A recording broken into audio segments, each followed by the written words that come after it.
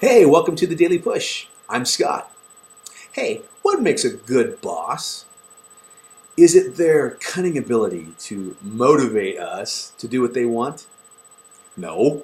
Matter of fact, I think most of the time people would judge their boss as being good or bad totally based on how that boss makes their experience doing work on a daily basis. If you enjoy your job, chances are you think you've got a good boss. If you don't enjoy the experience, it's pretty easy to point back and say the boss is not doing their thing right. We would look at the boss and say it's all about them.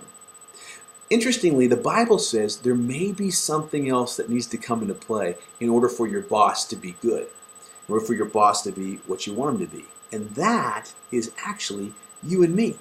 The role we play has a determining factor on whether or not our boss is good or not. In the Bible, there's a book called Nehemiah. And it's a journal about Nehemiah's experiences. And in that journal, there's a whole bunch of good stuff that kind of is laid out there for us to look at about Nehemiah and his own boss, who interestingly enough was the king of Persia.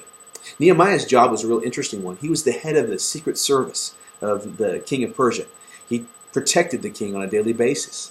And as the book kind of shows us what was going on, it shows their relationship was fantastic. It was really extraordinary. And it all comes back to something very simple that Nehemiah would do on a regular basis that just caused his boss to respond real well. Let me share it with you. It comes from Nehemiah chapter 2, verses 4 and 5. Nehemiah says, "The king said to him one day, 'What is it that you want?' Then I, being Nehemiah, stopped and prayed to the God in heaven. And then I answered the king." In other words, what happens here is the king comes up and says, "Nehemiah, I have to ask you a question. What is it you want to do here?"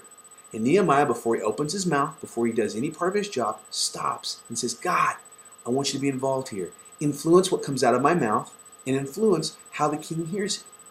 Now, I realize this is thousands of years old, but boy, this is so practical to our lives today.